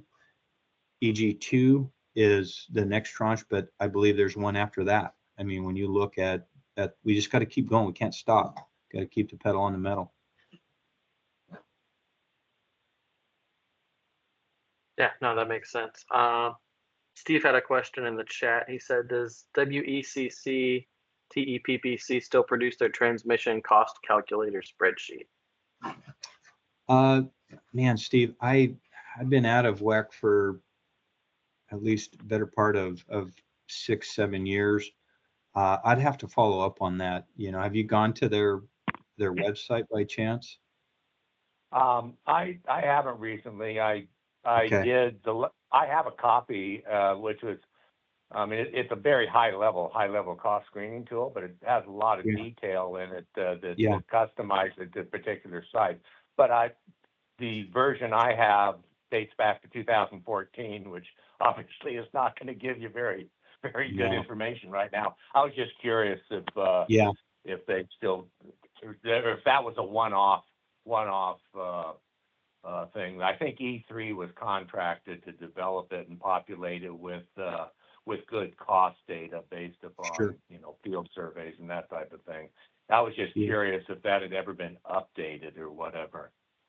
Yeah, I'm not sure. I mean, I'm writing it down. I'll talk to one of my staff that attends WEC, and I can follow up on that for you. Okay.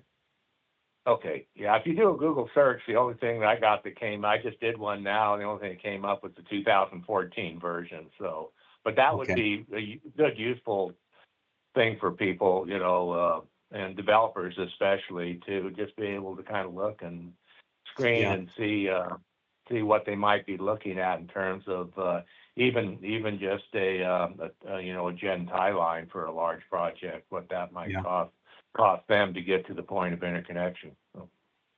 Yeah, you know, if they don't have that particular tool available, maybe they have something new, you know, or something different. So we can always check that out too and see if it's publicly available. Yeah.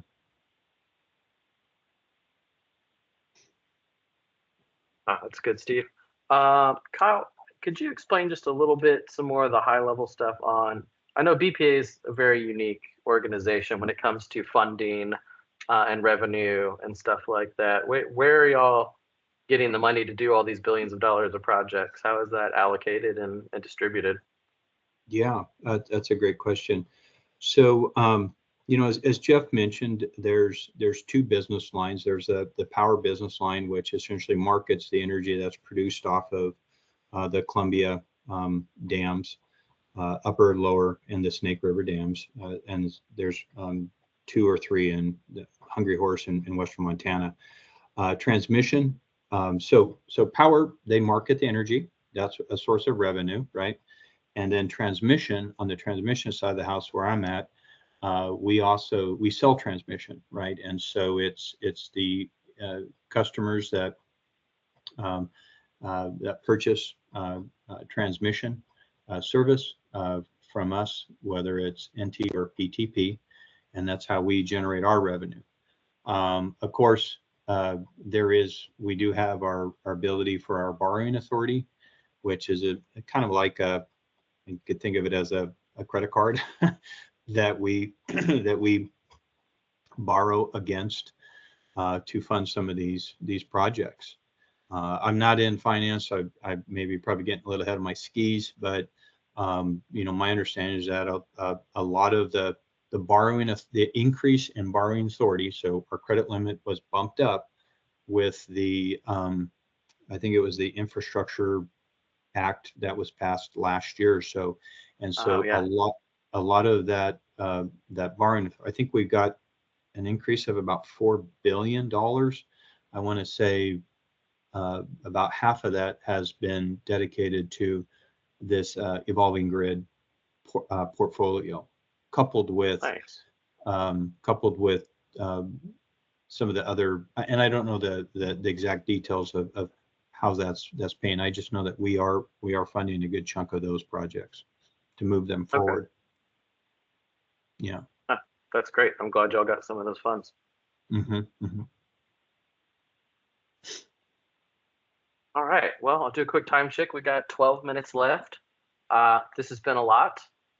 Kyle, this has been amazing. Thank you. I've taken multiple pages of notes. I think we've got some great conversation going. Does anybody out there, we still got 19 people online, have any additional questions or final wrap-up thoughts we want to get out there? There was one question, Adam, Jason had. I don't know if I, talking about the cost and time to expand transmission, how much experience does BPA have with rebuilding, expanding capacity? Does BPA know if rebuilding versus building unit takes less time to getting? It depends. I would say, first of all, Bonneville, yes, has a lot of experience, right, in doing that. But I would say it depends upon, if even though you may have a brownfield, like you're rebuilding an existing line, if you're going to a higher voltage, if it required you to expand the right of way, you could start increasing the cost, review environmental. It could maybe become, almost as big as involved as a greenfield. So it really depends upon the scope of the project or the line, that the scope of the line project that you're trying to do. And permitting, of course, brownfield, you probably wouldn't, if you stayed within the right of way, you're probably much less time that it would require versus a greenfield where you'd have to go out and get all the permits and those kinds of things. So I'd say, unfortunately, it depends.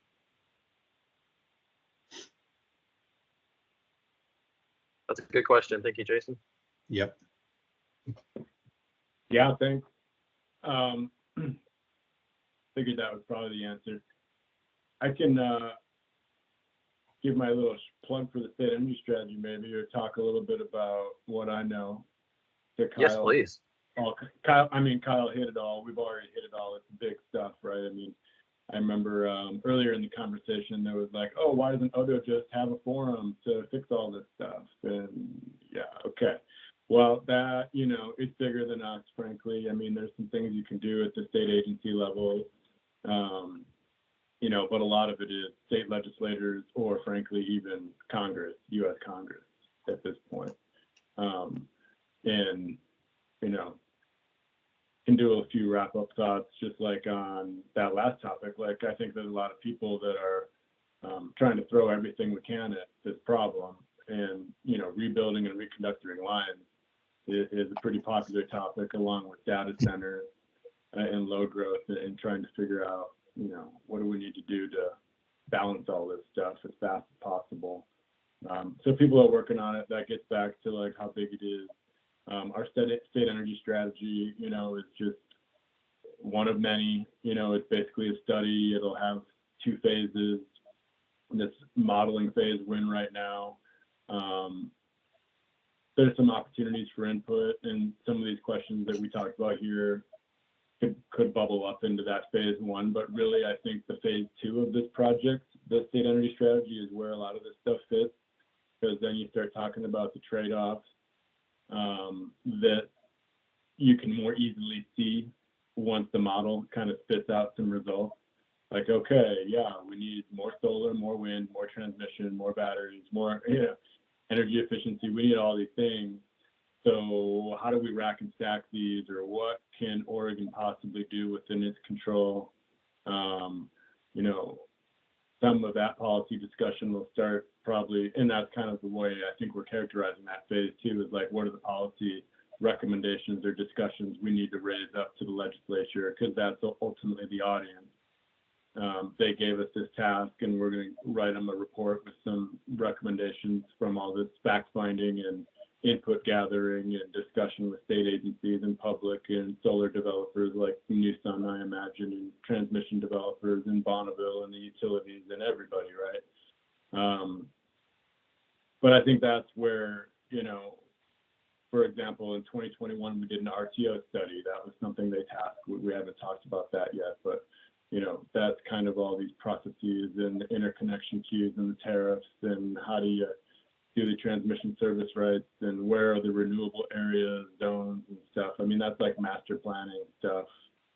Doesn't have to be an RTO. There's pros and cons to all these things that we've already pretty much gotten a taste of just on this call, right? So these are not easy problems to solve.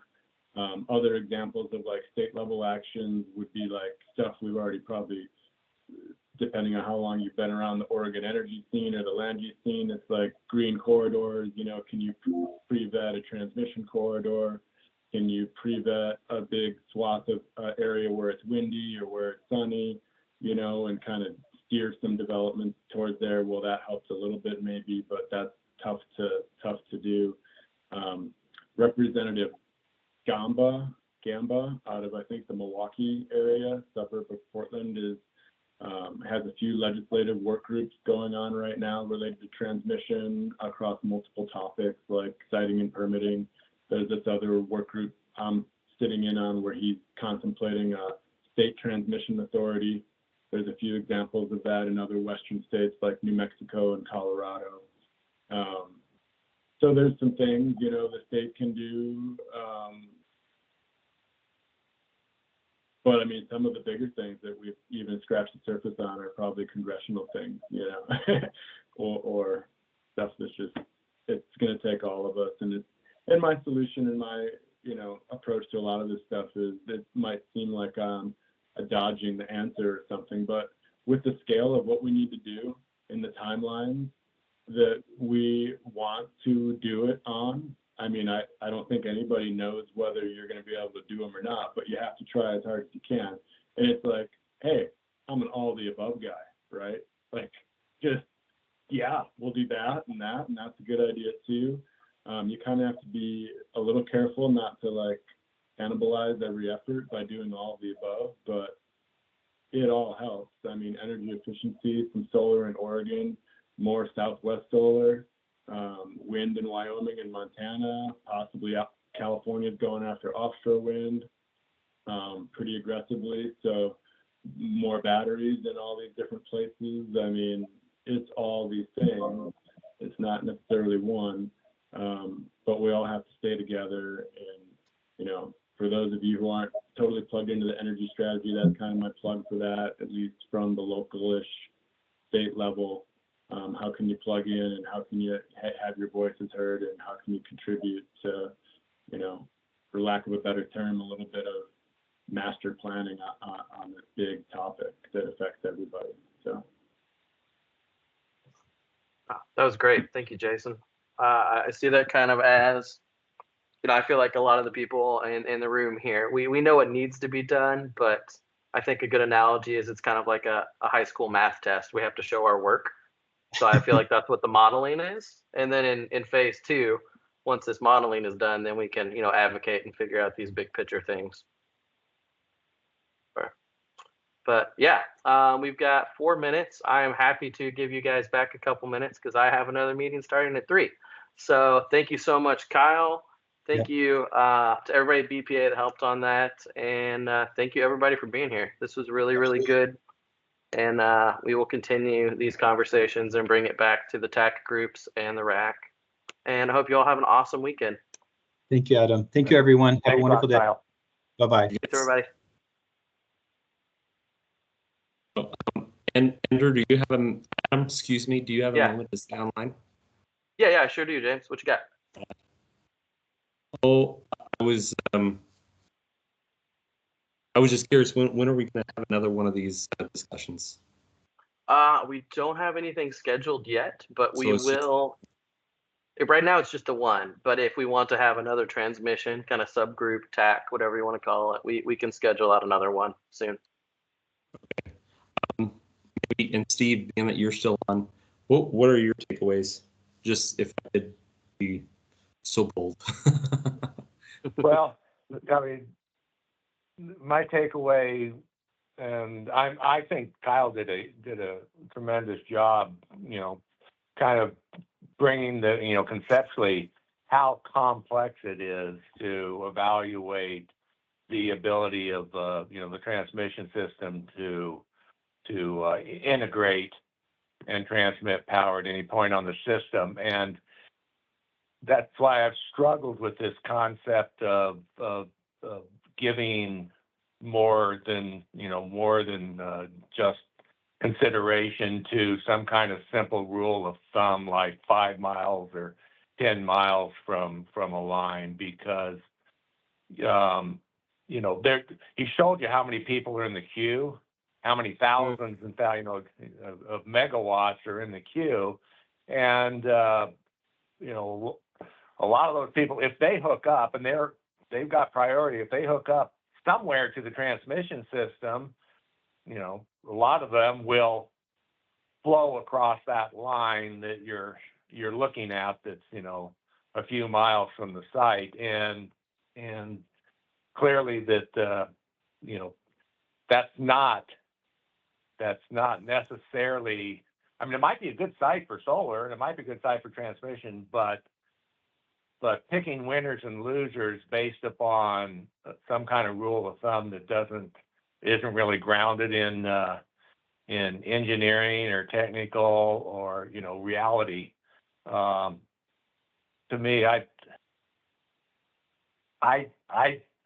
have difficulty with the concept of encumbering. I mean, if we look at what we're trying to do in terms of looking at lots of different aspects of what makes a good solar site and high value solar site and whatever, I would hate to see us reach too far on the transmission side and come up with something that really doesn't make sense, or that doesn't really capture the value or lack of value of a particular site from a transmission standpoint. Right. Mm-hmm. Okay. I mean, and say it differently. We see the challenges in transmission. I don't see how this rack can really make meaningful contributions to solving that problem, given the more narrow focus of what we've been tasked to do. I think that was, I wanted to be on this tack because it is a critical piece of the overall picture, but the actual rack itself and what we've been tasked to do, it's so narrow in scope. It doesn't address any of the transmission, and so many of these things really aren't going to solve that issue. But like you and I both understand and recognize that the transmission is a big piece of the overall puzzle. So, I mean, like this conversation today, I really didn't anticipate that it was going to move the needle very far in terms of getting us closer to our goal as the actual rack. But I think it was an important conversation for us to have, especially for those of us that see transmission for what it is. I appreciate the conversation. It was a good discussion. I was really just planning on listening in today. But apparently I had questions written all over my face. recognize that. So I guess with that, I just was kind of curious what some of the takeaways from this were, and wanted to make sure that I was kind of getting the same feeling. I mean, this rack is only one piece of the overall mission that I think all of us are hoping to tackle in the days ahead. When we're completed with the rulemaking and we've got some good direction for that, hopefully it doesn't make things harder for developers on the end, and make the process more prohibitive. I think that's what I had in my mind when we go back into our next meeting, that I really want to make sure that we're not branching off into making things more difficult. If we come up with additional rules and constraints and so forth, like the transmission and what was the one that really got people's feathers all fuzzled? It was the the purchase power agreement requirement, or local governments purchase power agreements. I don't want to see somebody's. I have no reason to see that from a land use setting perspective. In a quasi-judicial form, and they don't need that stuff out there as part of the public record. So there's just, I think that we're moving in a good direction overall as the RAC. It's great to broaden our conversation at times, but at this next meeting, we'll probably have to hone things in and make sure, as we get closer to our deadlines, that we have a good rulemaking at the end of it. Solves our mission, that we don't just all disperse and go back into our little holes, and that we all stay in the fight and days after. This is a really big conversation. Guys like you, Steve, you have a lot of institutional knowledge and history with all this. Yeah. So. You're still online. If you have a few minutes, as somebody that a local official that may be involved in actually designating sites that have this value for solar or whatever.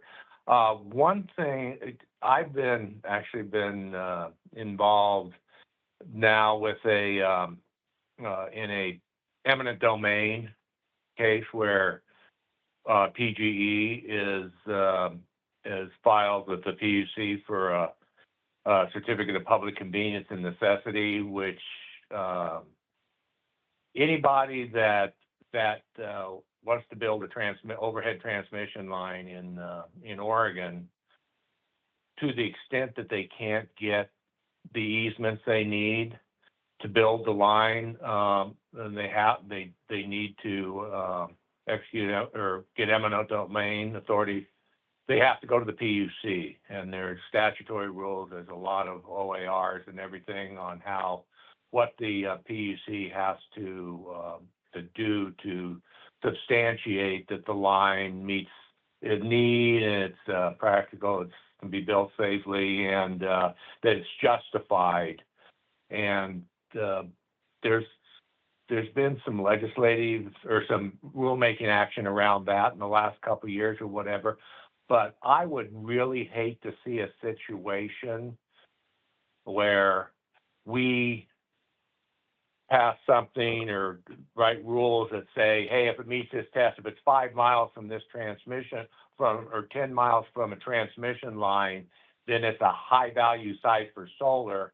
And then come next March, when the legislature comes into session, next thing you know, there's an amendment to the statutes that govern the PUC and their grant of eminent domain that has the language that says, if the site has such and such as a safe harbor, and the PUC has to grant eminent domain regardless of what the project is or what it's like or whatever.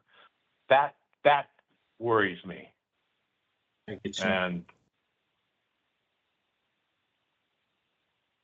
yeah, that's a fair worry, for sure. I just want to thank you both for being so engaged in this process.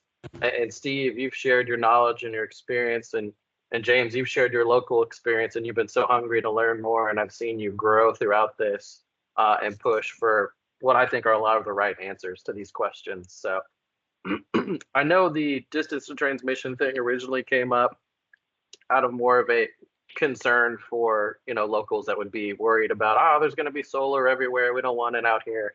And then John went and looked and saw that most of these fall within, 5 or 10 miles. And so I think there might be a way we rewrite this going forward to not be so prescriptive and cut out good future sites like you were talking about, James. So it'll take some more conversation, but I'm really confident we'll get there. And I really appreciate you guys pushing on this. Thank you. Appreciate it. And thanks for the additional extra minutes. Thanks for pulling this together today too. And yeah, and I'm just ecstatic that that BPA came through. Oh, I am so ecstatic and relieved. I had to pull some personal relationship strings. We had to get that done. Thank you for pushing it on your end, because I was pushing it on ours too, and I kept bugging them. So, but now we got them hooked, and they enjoyed the convo. So we'll keep it going. Hey, Kyle is a tremendous person. There's not a political bone in his body. He's one of the top transmission planners in the country, high voltage transmission planners in the country, no question. That's awesome.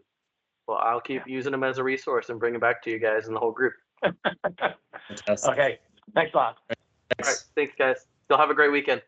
Yeah. You too. Will do. Bye. Bye.